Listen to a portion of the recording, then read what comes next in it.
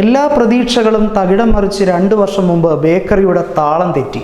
ശമ്പള കുടിശ്ശികയും മറ്റ് ആനുകൂല്യങ്ങളുമായി ലഭിക്കുന്നതെല്ലാം ഉടൻ നിർത്തണമെന്ന കോടതി വിധി കയ്യിൽ വെച്ച് എന്ത് ചെയ്യണമെന്നറിയാതെ മലയാളികൾ ഉൾപ്പെടെ 30ഓളം ബേക്കറി തൊഴിലാളികൾ ഇപ്പോൾ അങ്കലാപ്പിലാണ്. പ്രതീക്ഷകളും സ്വപ്നങ്ങളുമായി കടൽ കടന്നെത്തുന്ന പ്രവാസി എന്നും പ്രാരാബ്ദങ്ങളുടെ ഭാണ്ഡവും പേറുന്നുണ്ട്.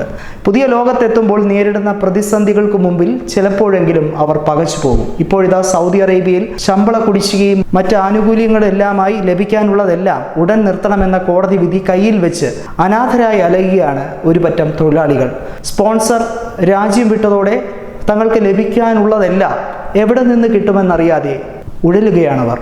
ഖത്തീഫ് കേന്ദ്രമായി പ്രവർത്തിക്കുന്ന ബേക്കറിയിലെ തൊഴിലാളികളാണിവർ. 25 വർഷത്തിലധികമായി നല്ല രീതിയിൽ നടത്തിയിരുന്ന ബേക്കറി കഴിഞ്ഞ 2 വർഷം മുതലാണ് താളം തെറ്റി തുടങ്ങിയത്. കിതച്ചു മുന്നോട്ട് പോയ സ്ഥാപനം കഴിഞ്ഞ 1 മാസത്തിനു മുമ്പ് പ്രവർത്തനം പൂർണ്ണമായി അവസാനിപ്പിക്കുകയും ചെയ്തു. 10 മുതൽ 25 വർഷം വരെ സ്ഥാപനത്തിൽ ജോലി ചെയ്തിരുന്നവരാണിവർ.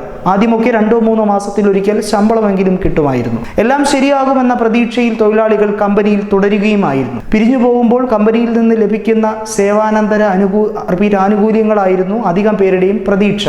എന്നാൽ എല്ലാ പ്രതീക്ഷകളെയും തകിടം മറിച്ചാണ് 2 വർഷം മുമ്പ് ബേക്കറിയുടെ താളം തെറ്റിയത്. സ്പോൺസർ മറ്റു ചില കേസുകളിൽ കുടുങ്ങി രാജ്യം വിട്ടതോടെയാണ് പ്രശ്നങ്ങൾ ആരംഭിച്ചതെന്ന് തൊഴിലാളികൾ പറയുന്നു.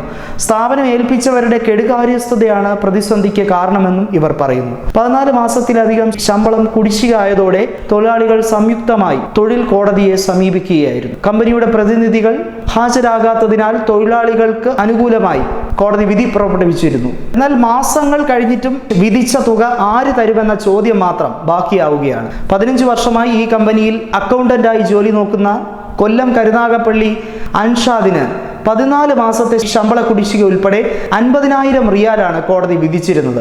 ഹൃദ്രോഗബാധിതനായ നാഗർകോവിൽ സ്വദേശി ചന്ദ്രബാബുവിനും സമാനമായ വിധിയുണ്ട്.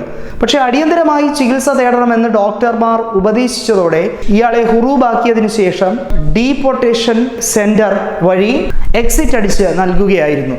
എല്ലാവരുടെയും ഇഖാമകൾ 1.5 വർഷമായി കാലാവധി കഴിഞ്ഞിട്ട്.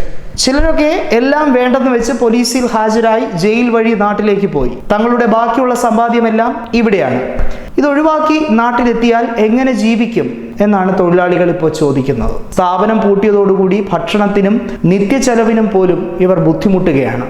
KMCC പ്രവർത്തകർ എത്തിച്ചു കൊടുത്ത ഭക്ഷണമാണ് ഇവരുടെ പെരുന്നാൾ കാലം കഴിച്ചുകൂട്ടാൻ സഹായിച്ചത്. ചിലർ തൊട്ടടുത്ത തോട്ടങ്ങളിൽ പണിക്ക് പോകാറുണ്ട്. എന്നാൽ രോഗികളായ പലരും അതിനും കഴിവില്ലാതെ കഴിയുകയാണ്. KMCCയുടെ അദാലത്തിൽ ഹമീദ് വടകരയും ഷാജി മതിലകവുമാണ് ഇവർക്ക് ആവശ്യമായിട്ടുള്ള നിയമസഹായങ്ങൾ ഇത്രയും നാളും നൽകി വന്നത്. പ്രവാസി വാർത്തകൾ കൂടുതൽ അറിയാനായി ഈ ചാനൽ സബ്സ്ക്രൈബ് ചെയ്യുക.